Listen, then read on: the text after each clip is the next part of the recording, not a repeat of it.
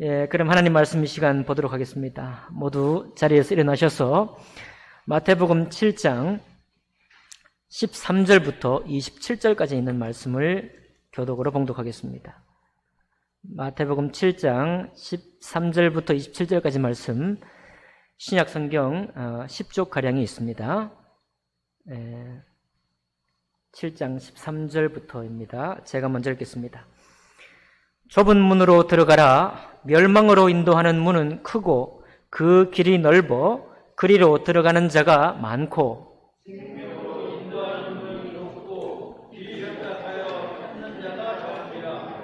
거짓 선지자들을 삼가라.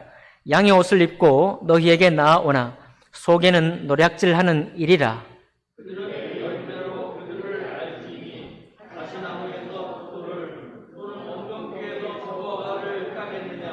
이와 같이 좋은 나무마다 아름다운 열매를 맺고 못된 나무가 나쁜 열매를 맺나니 좋은 나무가 나쁜 열매를 맺을 수 없고 못된 나무가 아름다운 열매를 맺을 수 없느니라. 아름다운 열매를 맺지 아니하는 나무마다 찍혀 불에 던져지느니라. 이러므로 그들의 열매로 그들을 알리라. 나더러 주여 주여 하는 자마다 다 천국에 들어갈 것이 아니요 다만 하늘에 계신 내 아버지의 뜻대로 행하는 자라야 들어가리라.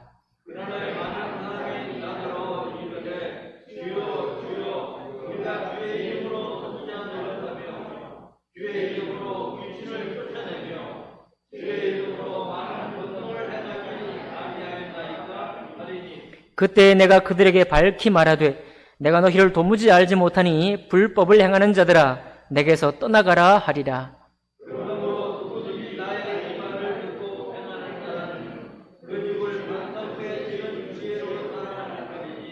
비가 내리고 창수가 나고 바람이 불어 그 집에 부딪히되 무너지지 아니하나니 이는 주초를 반석 위에 놓은 까닭이요.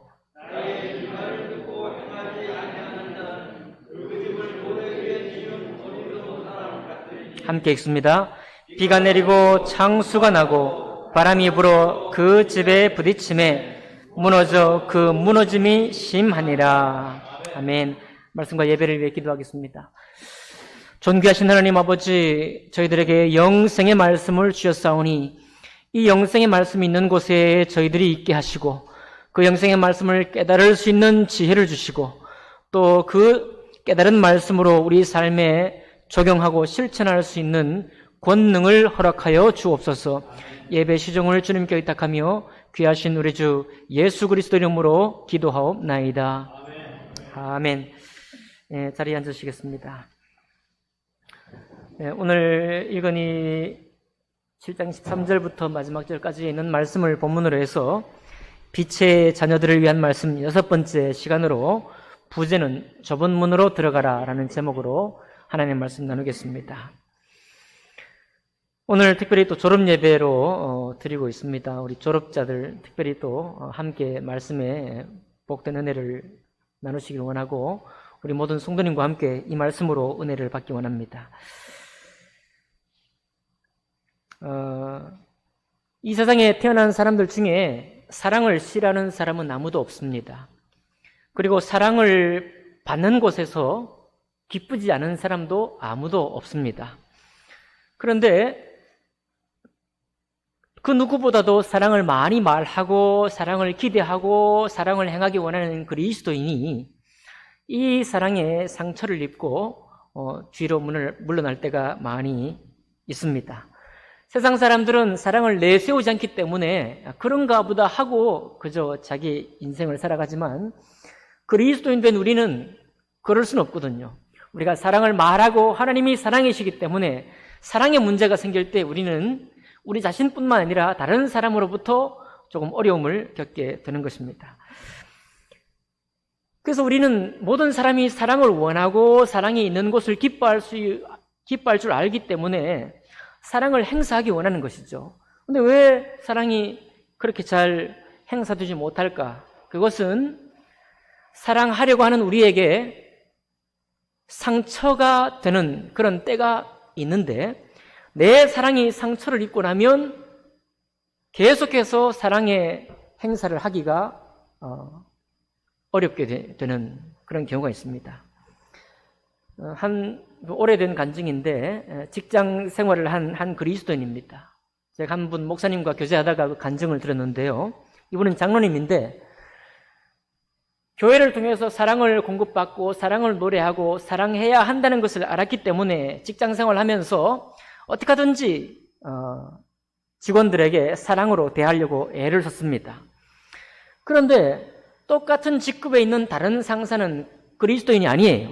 이 사람은 사랑으로 대하는 것이 아니라 업적을 이루기 위해서 부하 직원들을 때로는 나무래기도 하고 과감하게 잘라 자르기도 하고, 그리고 예전에 군대 문화가 익숙할 때니까요, 죄송합니다, 조인트를 한다 그러죠.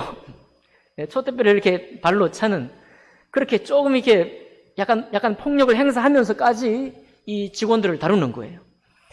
자기는 그리스도인이니까 어떻게 다루겠어요? 직원들을 사랑으로 품고 다루었습니다. 근데 실적은 어떠냐? 이 실적은요, 부하 직원들 나무래고 꾸짖고 막 해대는 사람은 실적이 좋은 거예요. 이 직원들도 막 정신을 바짝 차리고 열심히 하는 거죠. 하나님의 사랑으로 대했던 이분의 이 직원들은 어떠냐? 아닌 거예요. 상사 잘 만났다고 했는지 그러면 더 열심히 할 것 같은데 더 열심히 하지 않고 상사 눈치 봐가면서 적당히 일을 해서 업적이 안 좋아지는 겁니다. 여러분, 회사는 전쟁터 아닙니까? 그런 데서는 통계 수치를 내겠죠. 3개월 단위로 내든지 월 단위로 내든지 1년 단위로 내든지 이 성과를 낼 것입니다. 그러면 성과가 안 좋은 게 1년이 되고 2년이 되는데 가만히 있을 수 있나요? 계속 똑같은 방식으로 할 수 있나요? 저처럼 정말 어리석은 사람만 전도로 열매가 없어도 계속 전도하는 거예요. 그럼 회사는 그렇게 내버려 두지 않습니다. 그러니까 이분이 스트레스를 많이 받은 거예요. 너무너무 스트레스를 받아서 결국 이렇게 선언했다고 합니다. 내가 회사에서는 더 이상 그리스도인으로 살지 않겠다. 내가 회사에 이 업무를 할 때는 그리스도인으로 하지 않고 회사의 그 분위기에 맞게 또 사람에 맞게 내가 하겠다 하고서 누구를 닮았느냐 하면은 누구를 닮았겠어요? 업적이 좋은 사람을 닮아서 자기도 조인트를 막 해대고 막 나무래고 업적이 안 좋으면 그냥 막 해고도 하고 잘라내고 그랬다는 겁니다. 그랬더니 어떻게 됐어요? 실적이 좋아졌을까요? 안 좋아졌을까요? 어떻게 그렇게 잘하세요? 야, 이 사는 법을 아시네. 그렇게 세상적으로 했더니 업적이 막 좋아졌다는 거예요. 그러니까 이 장로님이란 분이 직장 생활하는 동안 계속 그렇게 했다는 거예요. 이해가 되죠? 네. 어떻게 그냥 우리도 그렇게 할까 보다 그냥. 예? 우리도 교회에서는 천사같이 있다가 직장에 가서는 그냥 아주 엄한 상사로 그렇게 할까 봐요. 그럼 실적도 좋고 너 교회 와서 신앙생활 잘하면 되고 직장에서는 직장의 룰대로 하면 되니까 얼마나 좋습니까? 근데 문제는 뭐냐면 이렇게 시간이 흘렀어요. 시간이 흘렀는데 그분이 아까 이 회사 생활의 태도를 바꿀 때 뭐라고 선언했다고 그랬어요? 나는 더 이상 직장에서는 뭐가 아니다. 그리스도인이 아니다. 그런데 세월이 가다 보니까 이분이 장로라는 것이 드러난 거예요. 회사에. 드러났을 때 어떤 반응이 오느냐? 실적도 좋고 한데 함께 직장 생활을 하고 있는 사람들의 입에서 저런 사람이 그리스도인이라면 나는 교회 절대 안 가겠다 라고 했다는 거예요. 네. 자, 실적도 이해가 되고 그분의 변심을 했던 것도 우리는 이해합니다. 왜 이해 안 하겠어요? 왜 이해 못 합니까? 계속 실적이 안 좋으면 회사에서 방출될 텐데요. 그러니까 자구책을 가지고 했으니까 당연히 할 일을 한 것입니다. 그러나 나중에 그가 장로임이 밝혀지고 그리스도인이라는 그 사실이 알려졌을 때 많은 사람들에게 도리어 교회를 문 닫게 만들고 하나님을 관심을 두는 것을 떠나게 만드는 거예요. 이거 참 너무 아이러니한 일이죠. 그 세상 사람들이 또 얼마나 변덕스럽습니까? 아니 그러면 사랑으로 할 때는 그때 잘하지. 왜 그냥 막 해대고 해고하고 그렇게 못되게 굴대라야 일을 하느냐 이거예요. 잘해줄 때 잘하지. 왜 그렇게 나를 악하게 만들어 놓고서 그렇게 또 나중에는 또 교회 다니는 사람이라고 후욕을 하느냐 이거예요.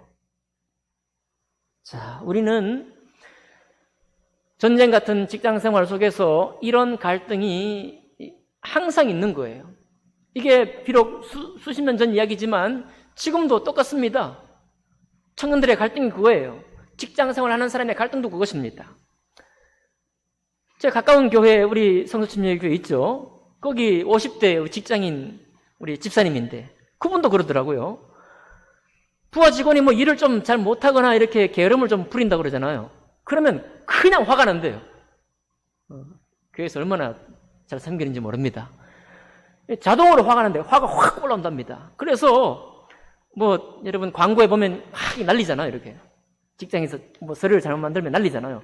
막 난리고 그런데요. 실제로 그렇게 해야만 일이 돌아간다니까 어떻게 합니까?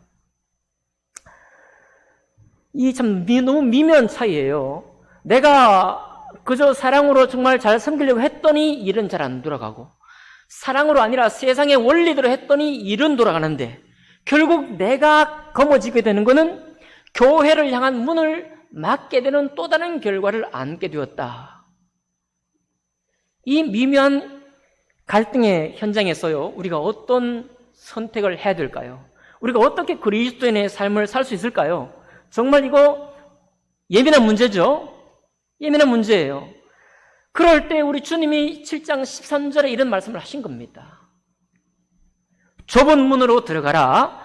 멸망으로 인도하는 문은 크고 그 길이 넓어 그리로 들어가는 자가 많고 생명으로 인도하는 문은 좁고 길이 협착하여 찾는 자가 뭐하니라? 적음이니라 그랬어요. 좁은 문으로 들어가라 그랬습니다. 좁은 문으로 왜 들어가야 하는가 하면 좁은 문으로 들어가는 문으로 가야만 거기에 생명으로 인도하는 문이 열린다는 거예요. 근데 참 재밌는 게 생명으로 인도하는 문이 아름답고 정말 찬란하고 좋아야 될 것 같잖아요.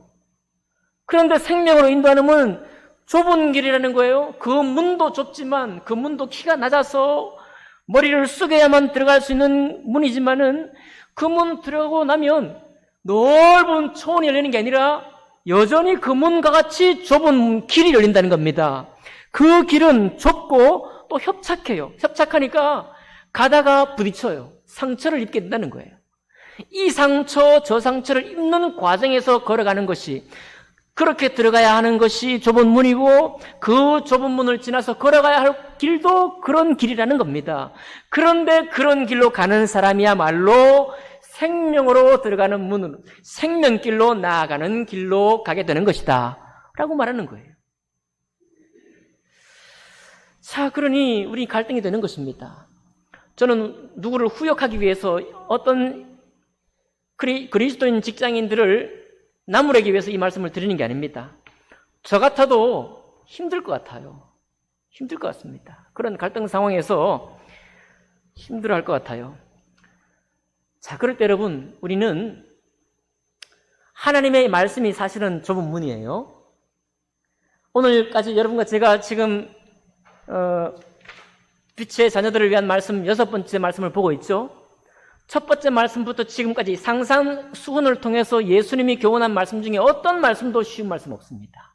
어떤 말씀도 그저 자연스럽게 지킬 수 있는 말씀 한마디도 없어요. 거기에는 헌신이 있어야 하고 거기에는 정말 내가 어떤 상처를 입거나 피해를 보더라도 그 길로 걸어가도록 되어 있는 명령으로 우리 주님이 우리에게 말씀을 주셨습니다. 그럴 때 우리가 어떻게 걸어가느냐 이거예요. 여러분, 철로 역정에서 존 버녀는 믿는 사람이 걸어가는 길에 많은 유혹이 있다고 그랬어요. 게으름의 유혹도 있고 교만의 유혹도 있고 자랑의 유혹도 있고 또 세상 현자, 야, 목사님들 쫓아갔더니 목사님들도 이상한 목사님들 많더라. 그러면서 이제 세상에 유명한 교수님, 철학자들을 정말 세상에 교훈이 될 만한 그런 책들을 보면서 그 사람들을 따라가야 되겠다. 그런 세상 현자 유혹도 있는 거예요. 그러니까 우리가 다 그런 길에 잘못 가는 걸음을 거치게 된다는 겁니다. 저도 마찬가지입니다. 여러분도 다 똑같아요. 우리 모두가 똑같습니다. 주님의 믿음의 길로 걸어갈 때 우리가 좌로 치우칠 때, 우로 치우칠 때가 많아요. 치우칠 때마다 우리가 상처를 입는 겁니다. 내 믿음의 상처를 입게 되고 내 사랑의 상처를 입게 되는 거예요. 그런 상처를 입는 과정에서 만약에 우리가 여전히 소박하고 어린아이 같은 사랑만 꿈꾸게 된다면 그는 변절하고 말 거예요. 더 이상 믿음의 길을 가지 못하고 세상 방법대로 살 수밖에 없을 것입니다. 그러나 여러분, 우리 주님은 우리에게 말씀하셨어요. 여러분, 사랑을 하되 지혜롭게 사랑해야 합니다. 사람이 얼마나 악한지, 사람이 얼마나 약을 올리는지, 사람이 얼마나 선한 사람의 마음에 생채기를 여는 사람인지도 알아야 하는 거예요. 얼마나 사람이 완악한지도 우리가 이해해야 하는 것입니다. 마치 어린아이들이 동화책에서 그려놓은 사랑처럼 내가 사랑을 주면 내가 사랑을 받겠지, 그런 동화 같은 소박한 사랑으로 나아가는 그런 그리스도인은 끼어지는 거예요. 아닙니다. 여러분, 사랑은 지혜로워야 하는 거예요. 뱀같이 지혜로워야 하는 것입니다. 사랑에 수많은 상처가 있고 사랑에 수많은 장벽이 있습니다. 그 장벽과 상처 가운데에서 내가 여전히 주님 말씀을 붙들 힘이 있느냐 이거예요. 내가 여전히 주님이 나에게 걸어오기를 원하셨던 그 길로 가고자 할 뜻이 있느냐, 바로 그것을 주님이 묻는 거예요. 그래야만 주님이 아까 그 장로님이 들었던 실적은 좋아져서 내가 회사 생활 속에서는 떳떳해졌는데 이제 내 삶을 통해서 주님 앞에는 또한 그렇게 나를 약올리고 내 사랑에 상처를 줬던 사람들에게서는 결과적으로는 교회 문을 닫게 만들고 하나님을 사모하지 못하게 만드는 그런 결과를 가졌다고 한다면 그분은 회개할 때가 되는 것입니다. 이해가 되시죠? 우리가 30년, 20년을 떠나서 사랑을 소망만 하고 사랑을 주는 사람이 되지 못하고 그저 세상에 살아내기 위해서 앙바등하며 바등거리며 살았다고 한다면 그 그리스도는 언젠가는 회개하고 주님께 다시 돌아와야 하는 것입니다. 왜냐하면 그 길이 생명의 길이 아니기 때문에 그래요.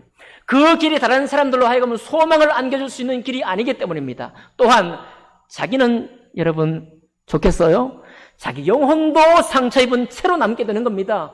나도 항상 예배하지만 주님 나의 죄를 용서해 주십시오. 용서의 기도를 하지만은 하나님 앞에 떳떳함으로 주님 앞에 당당함으로 담대함으로 나아가지 못하는 사람이 되는 겁니다. 그러면 결국 이 사람은 하나님의 말씀을 더 받을 수도 없어요. 그 말씀을 더 받을 수 없습니다. 자기 스스로 많은 사람 앞에서는 떳떳한 신앙인처럼 살지만 자기 양심이 자기를 찔러 말하기를 나는 주님 앞에 고개를 들지 못하겠다. 그렇게 살 수밖에 없는 거예요. 여러분, 그러니까 하나님의 이 부르심이 여러분에게 다소간 짐이 될지라도 이 짐을 넉넉히 받으시기를 바랍니다. 그리고 그 사랑의 지혜가 또 필요한데 여러분, 내가 다른 사람에게 줄 사랑의 상처를 입는다고 했습니다. 그 상처를 입을 때 이 사랑을 계속하게 만드는 네가 누구냐 우리가 확인해야 됩니다. 사랑을 계속하게 만드는 네가 누굽니까? 나의 실패, 나의 상처를 보고도 주님께서 나를 어떻게 보시느냐? 여러분, 우리 주님이 책망으로만 우리를 대하실까요? 주님은 약속하셨습니다. 죄가 많은 곳에 뭐가 더하도다? 죄가 많은 곳에 은혜가 더하도다 이거예요. 여러분과 제가 원치 않게 죄를 범하였고 내가 사랑을 행사해야만 했지만 사랑을 행사하지 못하고 나의 완력을, 나의 권력을 행사해서 내 마음이 아팠다고 한다면 거기에 주님의 은혜를 우리에게 더 덧입혀 주는 것입니다. 하나님 우리를 무엇보다 사랑하셔요? 네, 여러분, 우리 주님은 그리스도를 세상 사람들보다 더 사랑하십니다. 다 사랑하지만 그리스도를 특별히 사랑해요. 상처 입은 그리스도인 더 사랑합니다. 왜냐하면 주님은 우리를 통해서 하나님의 말씀과 사랑이 전파되기를 원하셨어요. 그 밖에는 없습니다. 세상 사람들을 거꾸로 사용할 수는 없어요. 우리를 통해서 하나님의 복음이 전파되고 하나님의 사랑이 어떻게 이루어지는지를 세상은 보기 원하고 주님도 우리를 통해서 하나님의 사랑을 이루기 원하기 때문에 그렇습니다.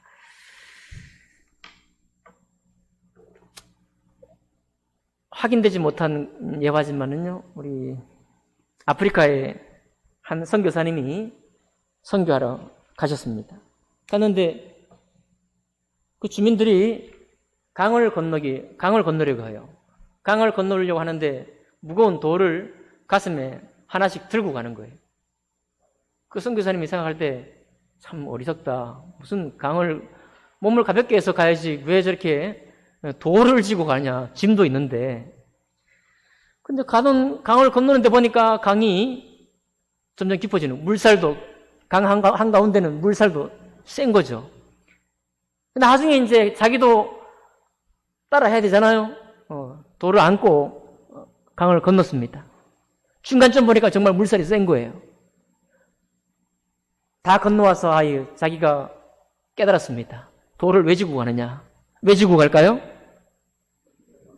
자기 짐도 있지만 무거운 돌로 자기 무게를 지탱해야만 센 물살, 한가운데 흐르는 센 물살에 떠내려가지 않는 거예요. 그걸 보고 감동했다는 거 아닙니까? 이 지혜가, 이 원주민들의 지혜가 말이죠. 센 물살에 흘러 떠내려가지 않기 위해서 돌을 지고 건넜다. 여러분, 그렇습니다. 하나님의 말씀은요, 우리를 생명 가운데로 인도하는 말씀입니다. 세상에 정말 우리가 내 사랑에 상처를 입는 그 많은 상처 입는 사랑에도 계속해서 사랑을 할 수 있도록 만드는 것이 바로 하나님의 말씀인 거예요. 그래서 여러분 21절에 보니까 나더러 주여 주여 하는 자마다 다 천국에 들어갈 것이 아니요 다만 하늘에 계신 내 아버지의 뜻대로 행하는 자라야 들어가리라. 하나님 말씀에 짐을 지지 않으면 여러분 세상은 정말 물결이 거세잖아요. 제가 이틀 전에 묵상했습니다. 길을 걷다가 묵상했어요. 하나님의 뜻만 이루어지는 것이 아니고 여러분 마귀도 뜻을 이룹니다. 이 세상도 자기 뜻을 이루어요. 마귀가 자기 뜻을 이루기 때문에 예수님을 십자가에 못 박으신 거예요. 못 박은 거예요. 이해하십니까? 마귀가 자기 뜻을 이루기 때문에 다윗으로 범죄하게 만드는 거예요. 이 세상의 힘은요, 우리가 주님 안에 있으면 다 우리가 이기겠지. 아닙니다. 그렇게 낭만적인 게 아니에요. 마귀도 세상의 가치, 세상의 힘도, 세상의 권력도 자기 뜻을 이룹니다. 그래서 자기 마음에 들지 않은 사람을 때로는 정치적인 입장에서는 암살도 하고요. 권력 가진 사람이 쥐도새도 모르게 제거하기도 합니다. 지금도 마찬가지고요. 세상 어디에도 마찬가지인 거예요. 마귀도 자기 뜻을 이루는 것입니다. 마귀가 자기 뜻을 이루고 세상도 자기 뜻을 이루는데 그리스도인된 우리가 그것을 이기기 위해서 무엇이 필요한 거예요? 가만히 마귀도 모르고 세상의 힘도 모르고 사람의 완악함도 모른다면 우리는 동화 같은 사랑에 그냥 지쳐 떨어질 겁니다. 흘러 떠내려가는 거예요. 뭘 알아야 합니까? 마귀가 뜻을 이루지만 그보다 더욱 하나님의 뜻을 이루시는 그 사랑을 우리는 간직하는 거예요. 그 주님은 죽음에 내어줬지만 마귀가 자기 뜻을 이루어서 죽게 하셨지만 죽음에 사로잡히지 않고 다시 부활하셔서 영원한 생명의 권능이 무엇인지를 우리에게 보여주셨잖아요. 아멘입니까? 그래요. 하나님 말씀을 우리가 때로는 짐스럽게 여기지만 그 말씀이 우리를 생명으로 인도하고 생명을 공급해 주시기 때문에 그 말씀을 붙들고 나아가는 것입니다. 그래야 주여 주여 입만으로 하고 세상에서 다 자기 세상 방법대로 살던 사람들이 왜 주님께로 돌아와야 하는지 우리가 깨우쳐 줄 수 있는 거예요. 보세요. 말씀의 15절 16절 보니까 먼저는 그리스도인 된 여러분에 대해서가 아니라 말씀을 가진 목자에 대해서 말하고 있습니다. 거짓 선지자들을 삼가라. 양의 옷을 입고 너희에게 나오나 속에는 노략질하는 일이라. 그들의 열매로 그들을 알지니 가시나무에서 포도를 또는 엉겅퀴에서 무화과를 따겠느냐. 자, 여러분, 주님은 다른 복음서에서 이렇게 말씀했어요. 내 앞에 오는 모든 사람은 도둑이다. 이렇게 말했습니다. 하나님이 열심히 선하게 사용한 선지자들도 많이 있었는데 당시에 모든 대부분의 종교 지도자들이 하나님의 뜻을 깨닫지 못하고 말씀을 전했습니다. 그런데 그렇게 전한 말씀이 정말로 하나님의 말씀을 깊이 순종하고 하나님의 은혜와 사랑을 아는 곳으로 인도했느냐? 그렇지 않다는 거예요. 그렇지 않고 이 땅의 것도 다 쓰게 만들고 곧 막 세상 방법대로 해대면서도 예배는 예배도 드리게 그래도 괜찮은 것처럼 가르쳤다 이 말입니다. 자기도 그렇게 살고 말입니다. 그러면 선지자 된 자기도 거짓 선지자요. 여러분, 사람들은 좋아할지 몰라요. 축복을 선포하고 위로를 전하고. 여러분, 우리가 어떻게 해도 마지막에 우리는 천국입니다. 예. 우리가 어떻게 해도 주님은 영원히 우리를 버리지 않습니다. 이런 달콤한 말로만 여러분을 사람들을 말하자면 주사를 놓는 것 같습니다. 그런 길로 주님은 결코 인도하지 않으셨어요. 결코 주님은 그런 이상한 길로 우리를 인도하지 않습니다. 그저 그냥 달달한 길로 누구든지 안심하고 지금 주님 앞에 어떻게 하면 내가 주님을 더 사모할고 내가 주님의 이 교회를 어떻게 하면 더 세울고 라고 하는 그런 곳으로 달려나가지 않고 그래서 달콤한 사랑에 젖어서 나가게 만든다면 그 사람은 거짓 선지자예요. 왜 거짓 선지자냐? 넓은 길로 가게 하기 때문에 그렇습니다. 좁은 길로 들어가지 않게 하기 때문에 그래요. 여기 다시 말씀드리지만 좁은 길은 어떤 길이냐? 산상수훈에서 주님이 하신 말씀의 길이에요. 다른 게 없습니다. 원수를 사랑하라, 그런 길입니다. 원수를 사랑하라. 사람들에게 보이기 위해서 구제하지 말고 은밀히 보시는 주님이 보신다는 그 사실 안에서 구제하라는 것입니다. 기도하되 많은 사람이 듣도록 저분의 신앙이 정말 대단하군요. 그렇게 들리도록 하지 말고 너 혼자 괴로울 때 혼자 어디에 있든지 그 한적한 곳에서 주님, 한 분 되신 주님, 은밀히 보시는 주님 앞에 기도하고 그분과 함께 교제하고 응답받으라. 그렇게 주님 말씀하셨잖아요. 맞죠? 내 눈에 들보가 있는데 그 들보를 빼라. 주님 말씀했죠. 우리는 내 눈에 들보를 보기 싫어하는 사람 아닙니까? 원래 선천적으로. 네, 우린 천부적으로 내 눈에 들보는 보기 싫어해요. 그리고 다른 사람의 티는 들보처럼 보이기를 선천적으로 잘하는 사람입니다. 그런데 주님 뭐라고 말씀하셨어요? 네가 할 수 있는 건 티 빼는 것밖에 없다. 너 자신에 있는 눈에 들보를 빼는 것이야말로 참된 진리와 함께하는 길이다. 주님 말씀하고 계시죠? 아멘입니까? 이 모든 주님의 권면의 길이 좁은 문으로 가는 길이요, 천국 가는 길이요, 생명으로 인도하는 문으로 사는 길인 것입니다. 여러분, 그래야 우리가 좋은 나무가 나쁜 열매를 맺을 수 없고 못된 나무가 아름다운 열매를 맺을 수 없다고 그랬잖아요. 우리가 이 말씀을 잘 적용해야 됩니다. 우리는 사람의 됨된 일을 다 볼 줄 알아요. 각자 나름대로 말입니다. 그게 옳든 그러든 간에. 어떤 사람은 좀 덜성불응한, 어떤 사람은 괜찮은 사람, 어떤 사람은 좀 그런 사람, 그렇게 우리가 볼 수도 있겠죠. 만약 주님이 우리의 편견대로 그렇게 사람을 본다면 주님이 못 되시겠죠? 예. 여러분, 우리는 우리 그대로 놔두면 전부 못된 나무예요. 아멘 합시다. 아멘. 이런 아멘도 있습니까? 우리는 우리 그대로 놔두면 각자의 성품을 따라 정말 하나님이 잘 지은 하나님의 형상대로 창조한 사람이지만 우리를 그대로 놔두면 결단코 하나님의 생명의 말씀을 이루어내지 못하는 사람입니다. 그래서 우리가 나쁜 사람이에요. 좋은 나무가 아니라 나쁜 나무인 것입니다. 그런데 주님께서 우리를 접붙임받게 하셨죠? 좋은 나무 되신 예수 그리스도와 하나님 아버지, 농부 되신 아버지, 그 뿌리에 우리가 접붙임받도록 주님이 인도하셨습니다. 이게 은혜예요. 태생적으로 나쁜 나무지만 주님의 은혜의 나무, 생명의 나무에 우리를 접붙임되게 했습니다. 그게 바로 우리가 구원받은 거예요. 죄를 고백하고 죄를 시인하고 하나님의 그분의 선하심을 인정하고 영접한 우리가 이제는 좋은 나무에 접붙임된 나무가 된 것입니다. 그러므로 우리가 주님이 말씀하시는 이 말씀의 길로 따라갈 때 우리에게서는 좋은 열매를 맺을 수밖에 없는 거예요.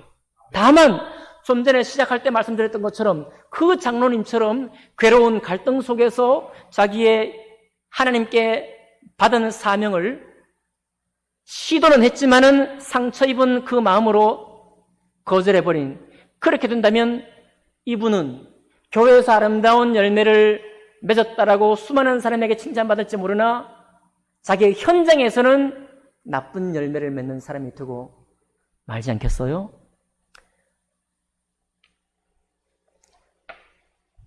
여러분, 이것을 우리가 정말 오늘 함께 깨달아야 되겠습니다. 21절 다시 읽을까요? 나더러 주여 주여 하는 자마다 다 천국에 들어갈 것이 아니요 다만 하늘에 계신 내 아버지의 뜻대로 행하는 자라야 들어가리라. 그러니까 이 말씀은 그리스도인인 여러분과 저를 위해 한 말씀입니다. 세상 사람들 위해서 한 말씀이 아니에요. 하나님도 모르는 사람을 위해 한 말씀이 아니라 교회 다니는 사람을 위해서 하는 말씀입니다. 그러면서 또 말씀하시기를, 이것도 놀라운데 22절은 더 충격적이에요. 그날에 많은 사람이 나더러 이르되 주여 주여 우리가 주의 이름으로 선지자 노릇하며 주의 이름으로 귀신을 쫓아내며 주의 이름으로 많은 권능을 행하지 아니하였나이까 하리니. 이거 엄청난 일을 한 거죠. 여러분, 우리도 가끔 궁금한 내용이잖아요. 가끔 사모가 되는 내용이고, 선지자 노릇했습니다.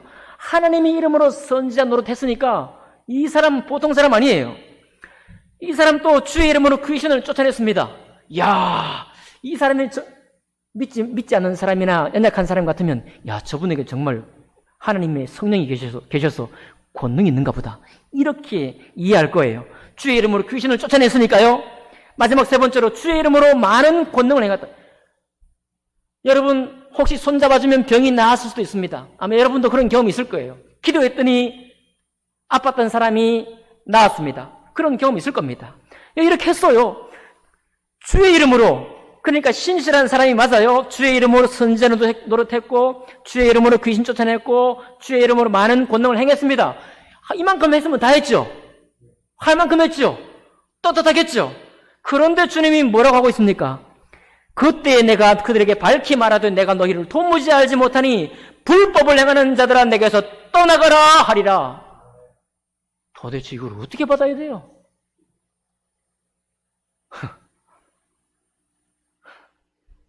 여러분, 고린도서에 말하고 있지만요, 능력을 행하는데 능력을 행하고 싶다, 능력을 행한다, 이런 말에 너무 현혹되지 마시기 바라요. 하나님은 사랑을 이루기 원합니다. 사랑. 여러분, 산상수훈에서 하시는 모든 말씀은 사랑의 말씀이에요. 나의 인격 속에 성령께서 하나님 말씀을 순종하고자 하고, 내가 내 마음에 때로는 상처 입은 사랑, 상처 입은 믿음의 마음으로 다시 주님 앞에 나아가서 주님의 은혜와 사랑을 공급받은 마음으로 다시 사람을 향해서 하나님의 말씀으로 사랑을 이루기 위해서 수고하고 애쓰고자 하는 사람, 그 사람이 하나님의 자녀요. 그 사람을 주님이 세워가기를 원하는 것입니다. 그 사람을 우리를 구원하셔서 이루기를 원하시는 뜻이 바로 그 뜻인 거예요. 그래서 우리를 사랑의 사도라고 주님이 말하기를 원하는 것입니다. 하나님이 사랑이시니 그분의 자녀도 뭐다? 사랑이 되기를 원하는 겁니다. 사랑이 되기를 원하는 거예요. 참 고백하건대 이게 얼마나 어려운지. 저도 말씀의 사도가 됐지만은 제가 복음 듣고 복음과 사랑 중에 정말 십수년 동안 주님, 복음을 더 주세요. 복음의 은혜된 은혜를 더 나에게 안겨주세요. 내가 정말 하나님 말씀을 더 은혜롭게 풍성하게 깨달을 수 있도록 도와주세요. 사랑은 조금만 밀어두겠습니다. 이 세상에서 27년 동안 사랑을 깨닫지 못하고 산 사람의 고백이에요.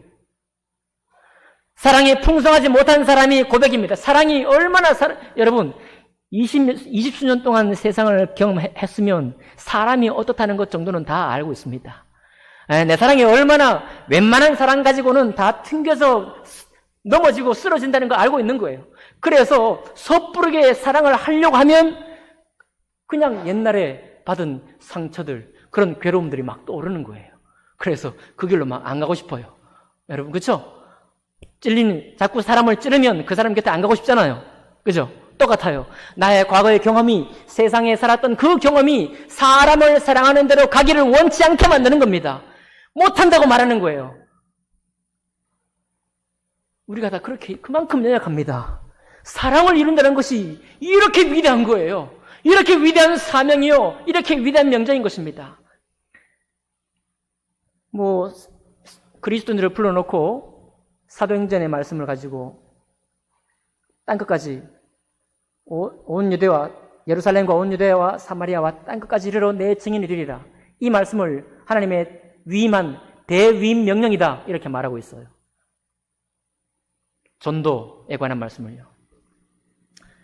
그러나 가장 큰 미션은 하나님이 정말 처음부터 우리에게 주기 원하셨고 영원히 이루기를 원하셨던 것은 바로 사랑입니다. 사랑. 그 사랑에 연단되고 상처 입은 사랑에 주님의 은혜로 다시 회복되게 만들고 이 말씀이 우리를 짐처럼 느껴질 때, 이 말씀으로 다가가고 싶지 않을 때 잠깐 쉴 수도 있습니다. 떠나가 있을 수도 있어요. 그러나 다시 그 자리로 돌아와 이 말씀에 돌아와 선하신 주님의 말씀으로 돌아와 오 주님, 나는 할 수 없으니 나는 무능한 자이오니 주의 사랑의 권능으로, 성령 하나님의 권능으로 내가 이 사랑을 조금씩 이루어갈 수 있도록, 내가 이 사랑에 자라갈 수 있도록 나를 도와 주옵소서. 그렇게 우리 자신을 내어주는 사람이야말로 주님의 사람이요, 내가 구원받을 뿐만 아니라 영원히 이 땅에 사는 동안에도 천국의 삶을 누리면서 사는 사람인 것입니다. 상처 입고 실패한 것 때문에 쥐어 터지고 나 자신이 얼마나 초라한 사람인지, 사랑에 얼마나 초라한 사람인지, 사람에 얼마나 무능한 사람인지를 보는 것이 싫지만은, 그러나 그것을 직면할 수 있는 은혜, 용기를 우리에게 주셔서 그 길로 나가게 하는 거예요. 그렇게 할 때 주님이 우리에게 어떻게 축복하셨느냐? 24절입니다. 그러므로 누구든지 나의 이 말을 듣고 행하는 자는 그 집을 반석 위에 지은 지혜로운 사람 같으리니 비가 내리고 창수가 나고 바람이 불어 그 집에 부딪히되 무너지지 아니하나니 이는 주추를 반석 위에 놓은 까닭이요 라고 그랬습니다. 무너지지 않는다는 거예요. 상처를 입어도, 실적이 좀 떨어져도, 여러분, 실적이 떨어져도 사랑을 포기할 것이 아니라 지혜롭게 사랑하고 그를 세상 방법으로 해낼 것이 아니라 단호하게 꾸짖을 수 있는 내적인 힘을 길러야 할 것입니다. 한마디 하더라도 똑 부러지게 그 사람에게 할 수 있는 힘을 길렀어야 할 거예요. 여러분, 그러고도 사랑에 느껴지는 사람이 있지 않습니까? 호랑이 선생님, 옛날에 여러분 유명한 TV 프로 보셨죠? 호랑이 선생님에게 자란 학생들이 선생님의 사랑을 더 많이 느껴요. 뭐 그런 거 있잖아요. 그렇죠? 저도 잘 못하는 건데 그런 게 있습니다. 그렇게 지혜롭게 사랑을 배워가고 이 하나님 말씀에서 떠나갔다가 다시 돌아와 이 말씀을 붙잡는 사람, 바로 그것이 우리가 짓던 집의 반석인 거예요. 하나님의 이 말씀이 우리 신앙의 반석이 되는 겁니다. 그 반석 위에 기둥을 세우고 사람들이 내 눈에 보기에 예쁘고 즐거운 것, 지붕도 세우고 말이죠. 지붕에 예쁜 색깔도 입히고 벽도 치고 석가래도 세우고 대들보도 세우고 장판도 깔고 모든 인생의 즐거움, 그 인생의 즐거움을 하나님이 우리에게 허락하셨어요. 그런데 그 모든 인생의 즐거움을 허락하실 때 무엇 위에 세워야 되느냐면 하나님의 말씀의 반석 위에 세워야 한다는 것입니다. 우리의 신앙도 그 반석 위에 세워야 한다는 거예요. 그럴 때 수많은 마귀가 우리를 시험해서 때로는 마귀가 자기 뜻을 다 이루어서 우리를 정말 곤란하게 만들고 정말 주님이 나에게 이 정도 시험을, 이 정도의 시련을 허락하신다면 나는 주님의 길로 안 가고 싶어요 할 때가 올지라도 하나님의 사랑과 그 은혜를 다시 주님 앞에 간구하고 깨닫게 되기를 원합니다.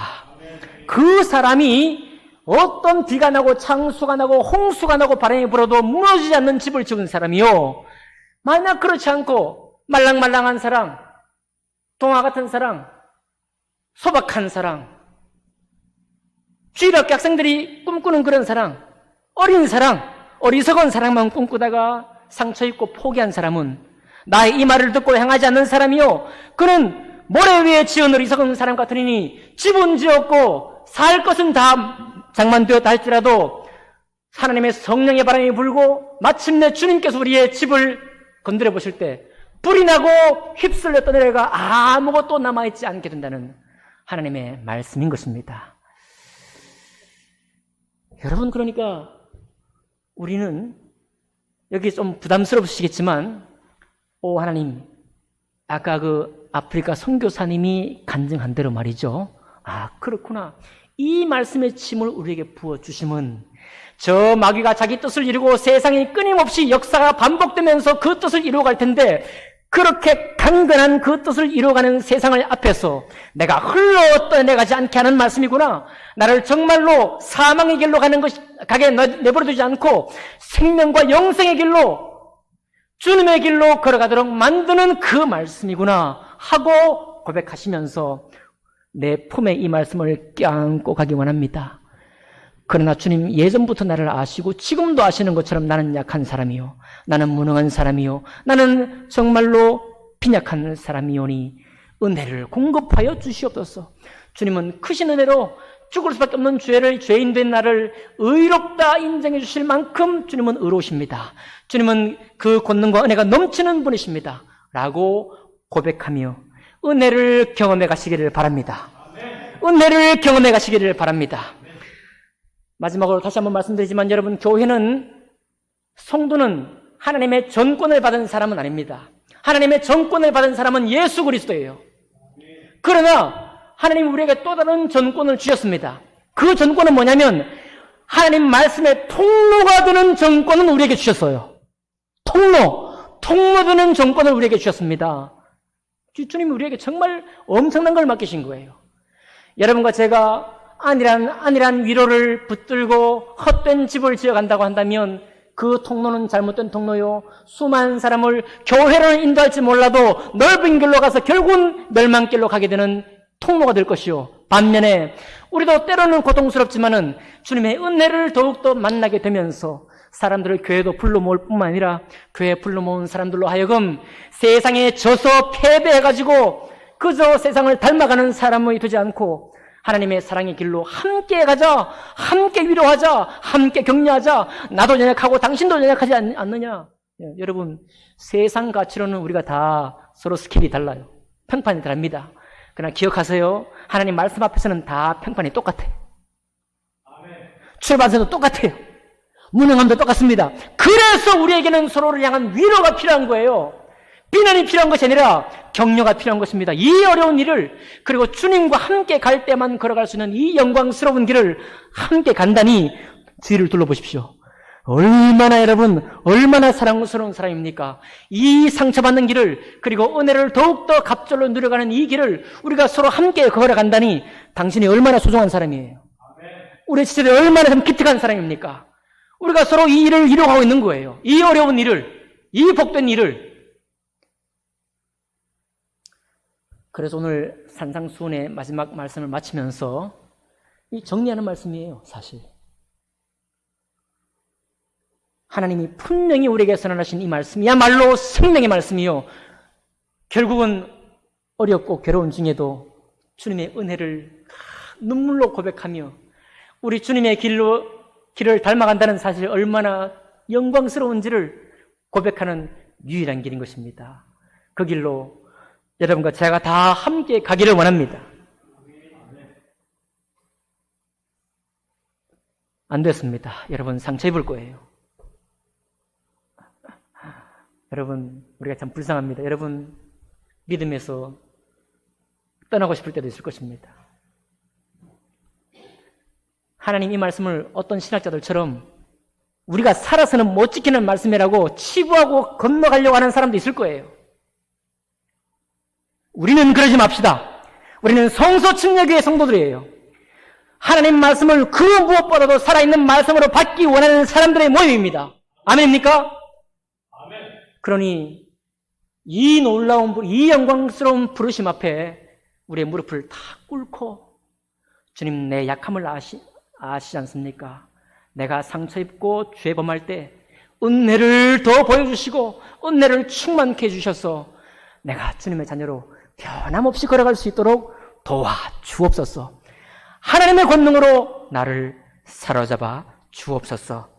그렇게 걸어가서 승리하며 이 땅에 사는 동안도 주님과 함께 동행하시다가 마지막 날 천국에서도 영원한 영생문 앞에 주님에게 찬양과 영광을 돌려드리는 여러분과 제가 되기를 주 예수 그리스도 이름으로 축복하며 기도합니다. 이 시간 함께 기도하시겠습니다.